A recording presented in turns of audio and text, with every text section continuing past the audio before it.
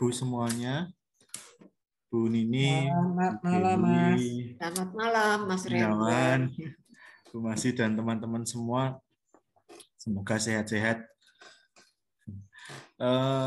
Malam ini saya akan mencoba memaparkan sesuatu yang baru gitu ya. Biasanya kita kalau bahas prasasti itu lama ya, prasasti ratusan tahun gitu. Nah, mungkin saya akan memaparkan prasasti-prasasti pada masa Jawa Baru. Sebenarnya ini bagian kecil sekali dari penelitian saya terkait salah satu naskah di Keraton Surakarta. Itu ada naskah yang berjudul Bab Ambika Kagungan Dalem Gapuraning Narendra, itu koleksi Sono Pustaka dari Keraton Surakarta. Nah, ternyata itu menarik, jadi kita bisa membandingkan manuskrip dan data artefak ya di lapangan terkait dengan gapura-gapura yang ada di Surakarta. Sebenarnya pembangunan gapura di Surakarta tidak banyak kita ketahui, dan sebenarnya kapan mulai penggunaan prasasti di masa Mataram Islam juga cukup masih banyak pertanyaan ya yang ada di dalam banyak riset begitu. Apakah sudah dimulai di era Pajang atau mulai di era Sultan Agung dan seterusnya gitu ya. Itu masih PR panjang buat kita semua. Nah, saya akan memaparkan satu masa yang cukup baru gitu ya di masa Sunan Pakubuwono ke-10. Jadi beliau ini memerintah di akhir abad ke-19 dan awal abad ke-20 gitu, 1993 sampai 1939 Masehi. Sebuah raja yang mungkin di Surakarta masa pemerintahannya cukup panjang dibandingkan beberapa sunan yang lain. Nah, yang pertama mungkin dari batas-batas gapura, kemudian inskripsi dan beberapa prasasti yang ada di Keraton Surakarta agaknya hampir sama dengan pola yang ada di dalam Mataram Kuna atau di masa-masa Majapahit atau sebelumnya. Mungkin nanti bisa sharing banyak masukan. Mungkin juga ada pola-pola di kerajaan yang lain. Secara khusus di Kasunanan Surakarta, sistem wilayah itu dibagi jadi 4. Jadi yang paling tengah disebut Kutogoro atau Kutonegoro, kemudian ada Negara Agung, negara pendamping begitu ya. Kemudian ada Monconegoro Kilen dan Monconegoro Wetan. Jadi itu bagian dari yang lebih jauh lagi yang ada di timur dan di barat. Mungkin hari ini Monconegoro Kulon adalah sebagian wilayah Jawa Tengah bagian barat di Banyumas, kemudian di Wonosobo. Mancanegara Timur ada di Jawa Timur sampai paling ujung timurnya Blitar. Kemudian ada pasisir ya, ada pasisir. Jelas ini pasisir yang dimaksud adalah pesisir utara Jawa. Jadi wilayah Keraton Surakarta sejak Keraton Surakarta dimulai tahun 1742 Masehi itu masih memiliki wilayah-wilayah. Kemudian hari setelah berbagai macam peperangan yang ada di Jawa, mulai dari Perang Jawa, Perang Suksesi, kemudian sampai dengan Perang Diponegoro ya. Itu wilayah-wilayah ini kemudian menyusut dan menyisakan beberapa bagian saja enklave yang ada di daerah-daerah tertentu. Nah, di antara beberapa wilayah ini kemudian akhirnya kita tahu hari ini Bapak Ibu yang sudah pernah bermain ke Solo atau sekedar lewat atau numpang berwisata begitu atau berkunjung ke rumah Bapak Presiden juga pasti akan melewati salah satu gapura ini gitu. Jadi di kota Surakarta atau mungkin di masa lalu kota Surakarta adalah bagian utuh dari Kutogoro. Jadi ini bagian inti dari Keraton Surakarta. Nah, di situ setidaknya ada 11 gapura yang dibangun di masa Pakubuwono ke-10. Ada yang berinskripsi, ada yang tidak berinskripsi. Nah, ini menarik karena mungkin ini juga bagian dari pola keseimbangan ya, dari sistem yang ada di dalam Mataram Islam. Kemudian beberapa inskripsi itu memang dibangun tetapi bertahap, tidak pada tahun yang sama. kemudian ada perubahan-perubahan dan pembangunan keberlanjutan. Jadi ada yang dibangun di masa Pakubuwono ke-7, kemudian diperbaharui di Pakubuwono ke-10.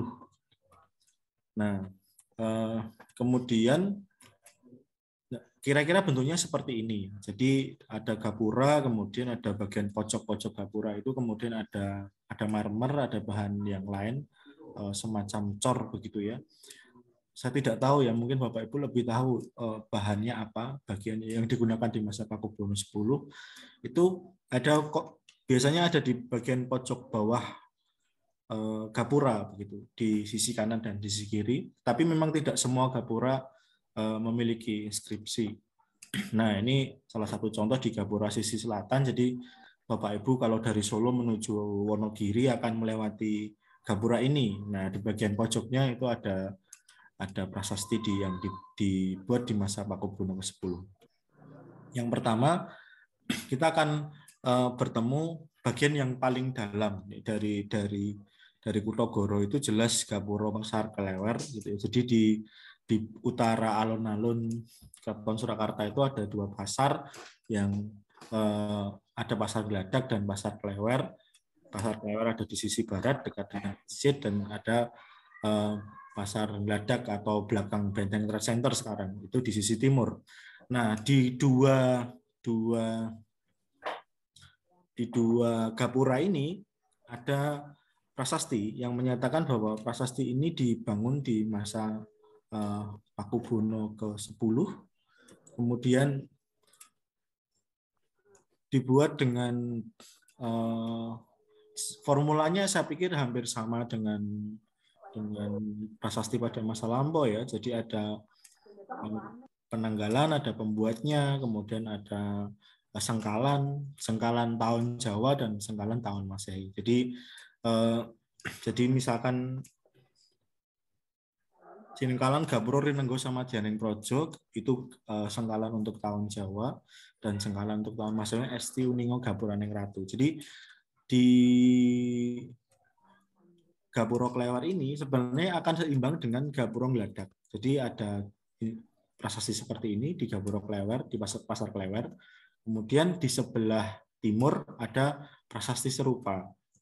Tulisannya sama, bahannya sama. Yang membedakan yang bagian timur itu ada tulisan tambahan, jika dibaca itu sangat kecil, bagian bawah itu Sarwasikara namanya. Nah, ini menjadi menarik karena pada umumnya beberapa prasasti yang ada di masa Pakubuwono 10 tidak pernah menyatakan adanya juru tulis. Nah, di dalam struktur abdi dalam Keraton Surakarta, juru tulis ini disebut dengan Harya Leka, abdi dalam Harya Leka. Saya tidak tahu apakah ini kelanjutan dari Citra Leka, tapi jelas ada susunan jenis abdi dalam ini yang bertugas semacam juru hitung ya untuk penanggalan dan sengkalan. Di masa lampau di era Kartosuro, abdi dalam ini sebenarnya jenis ini diampu oleh abdi dalam Kabudan. Ya, sebelum kemudian abdi dalam Kabudan itu dihapus dan digantikan abdi dalam Pametaan. Nah, ini menarik ya. Karena dulu abdi dalam Kabudan ini berada di sekitar pegunungan. Ini riset saya, ada juga Mas Abimarda di sini. Teman-teman yang meneliti naskah Merapi Merbabu itu semua beberapa tempat, sebagian besar skriptorium Merapi Merbabu itu berdiam abdi dalam Kabudan di masa Kartosuro gitu. Kemudian dilanjutkan di kemudian hari di Keraton Surakarta ada abdi dalam Arya Leka. Nah, ini bertugas untuk menuliskan beberapa penanggalan dan sengkalan yang ada di dalam prasasti. Kemudian ada juga yang bertugas untuk penanggalan di dalam manuskrip. Jadi ada di naskah-naskah biasanya, terutama babat ya, babat Sengkolo, babat Nitik itu ada bagian-bagian tertentu yang biasanya secara rubrikasi itu dikosongi, kemudian itu yang mengisi adalah abdi dalam Harya Leka ini. Nah, ini Sarwasikara ini saya duga ini adalah salah satu nama dari abdi dalam Harya Leka, karena nama Sikara itu sangat khas sebagai nama jabatan di dalam abdi dalam Harya Leka. Kemudian semakin jauh dari pusat negara, dari Baluarti itu ada Gapura Grogol, ini arah ke selatan. Kemudian ada Gapura Kleco atau Gapura Indrapasta ini arah ke barat. Jika dari Solo menuju Kartosuro itu ada Gapura Kleco, dan disebut juga Gapura Indro atau Gapura Indrapasta karena ini kediaman Patih ya, yang di wilayah ini disebut Indraprasta. Kemudian ada Gapura Juruk, ini yang pasti sering dilewati Bapak Ibu semua jika dari Surabaya menuju Solo. Ini ketika masuk Solo lewat Bengawan Solo akan menemukan Gapura ini. Nah, ketiga Gapura ini formula dia ditulisi Gapura Watesing Kitha, Gapura Batas Kota, Pisungsung para putra Sentono, tuwin para bidalem, amarangi tinggalan jumenengan dalem tetep 40 tahun. Jadi ini adalah sebuah gapura yang dibuat oleh para putra dan kerabat dan abdi dalem yang dibuat pada saat jumenengan dalem. Jadi ini peringatan naik tahta Pakubuwono ke-10 yang ke-40 tahun. Jadi formulanya sama. Jadi Gapura Grogol ini ke selatan ke Wonogiri, Gapura Kleco ini ke barat ke arah Kartosuro dan Semarang, kemudian Gapura Juruk ke arah Karanganyar dan Surabaya. Ini formulanya sama. Nah, kondisinya Gapura Juruk ini sangat yang lebih ini ya, saat ini korup gitu ya. Jadi prasastinya Bopeng sebelah itu, dan yang saya tulis merah-merah ini pada saya duga ini formulanya sama, tapi kemudian ada retakan dan tidak terbaca. Kemudian lebih jauh lagi, bagian dari di luar kota Surakarta, dari Kutonegoro itu dan namanya Negoro Agung. Negoro Agung itu di Solo nanti ada dua, Pajang dan Sukowati. Sukowati itu meliputi Sragen, Karanganyar, sebagian Boyolali dan sebagian Wonogiri. Kemudian Pajang meliputi Sukoharjo, Klaten dan Boyolali. Nah, Gapura di Boyolali itu, ini Gapura masuk kota Boyolali, ternyata juga ada Gapura serupa ya. Jadi adegan Gapura amene tinggalan dalam wiyosan sampean dalam. Jadi peringatan kelahiran Raja Sunan Pakubuwono ke-10 pada usia 72 tahun gitu. Jadi dan ini bagian bawah juga ada nama abdi dalam Arya Lekanya, namanya Raden Joso Sumarto, Yoso Sumarto lah. Jadi ini satu-satunya prasasti di luar Kutonegoro yang masih bisa kita temukan. Atau mungkin saya belum menemukan. Jadi saya menduga di wilayah yang lain pastinya ada. Saya pernah mendengar lisan di Sragen ada, di wilayah Sukoharjo ada, tapi faktanya sampai hari ini belum pernah ditemukan lagi. Ya, yang satu-satunya yang saya adalah arah utara menuju Semarang. Jadi bagian Negoro Agung yang sekarang masuk di wilayah Boyolali. Kemudian ada juga ini temuan cukup baru ya, beberapa bulan kemarin. Ini ditemukan di kantor pemadam kebakaran gitu ya, jadi meja pingpong di dekat alun-alun selatan. Nah, ternyata ini juga dulu pernah dipasang di salah satu gapura yang memasuki kawasan kompleks orang Eropa yang ada di dekat alun-alun selatan Kasunanan Surakarta. Jadi ini penghormatan untuk Sunan Pakubuwono 10 yang berulang tahun ke-64 gitu. Ditulis dengan bahasa Belanda dan aksara Latin. Kemudian ada juga temuan lain, misalkan prasasti Pakubuwono 10 yang ada di Cilacap, ini Gua Masigit, kemudian berisi nama-nama dan tanggal pembuatan. Nah, ini yang unik adalah saya tidak tahu karena tidak ada relasi antara lokasi Gua Masigit ini dengan prasasti yang ada di situ. Ada beberapa pendapat sejarawan yang ada di Solo, mungkin ini bagian dari apa ya namanya, mungkin semacam perampasan marmer kemudian dibawa ke Cilacap dan dipasang di situ, atau ada perlakuan lain. Nah, saya tidak, nama-nama ini jelas nama-nama beberapa pejabat yang ada di lingkungan Pakubuwono ke-10, terutama Nyi Sedah Mirah, ini sangat terkenal ya di masa Pakubuwono 10. Kemudian nama yang di tengah, Schriver van Sinden, ini adalah Kepala Direktorat Listrik. Jadi kalau Bapak Ibu kemarin pernah baca buku tentang listrik di Kota Raja yang baru diterbitkan itu, adalah direktur yang dia mengepalai di Hotel Slier atau Hotel Merdeka di Kota Solo. Nah, saya tidak tahu apa hubungannya prasasti yang diberikan oleh direktur pejabat listrik di Surakarta atau SEM ya, Solo Electrical Maskapai, terus dipasang di Goa Mas Sigit ini. Nah ini juga menjadi menarik gitu ketika prasasti ini ditemukan di sana. Nah sedangkan juru kuncinya berkata yang lain ya, dibumbui mistis dan lain-lain. Mungkin ada teman-teman yang dari Cilacap pernah ke sini juga. Kemudian selanjutnya ada Tugu Ngejaman, jelas kan nama Ngejaman karena ini tugu yang ada jam umum gitu, ada di Kota Gede. Kita perlu tahu Kota Gede merupakan salah satu enclave di Yogyakarta yang dimiliki oleh dua kerajaan. Pada waktu itu dimiliki oleh Kasunanan Surakarta dan Kasultanan Yogyakarta.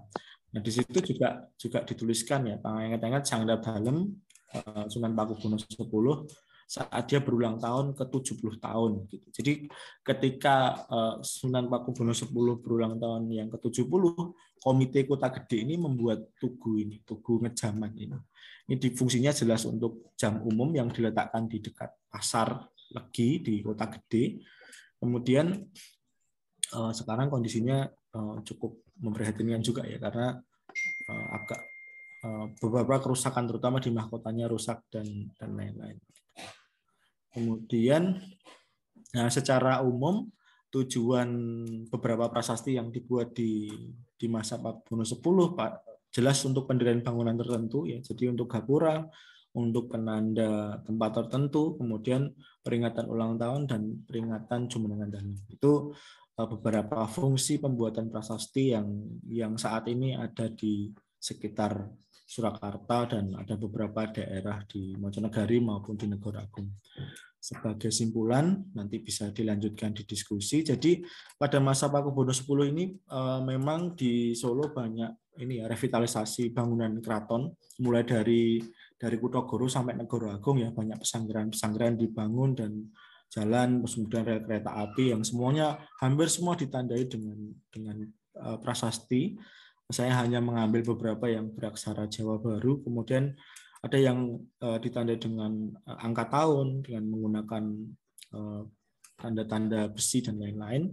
Kemudian persebarannya hampir menyeluruh di wilayah Jawa Tengah dan Yogyakarta. Nah, yang menjadi pertanyaan adalah beberapa daerah belum ditemukan lagi prasasti yang dibuat di era Pakubuwono X.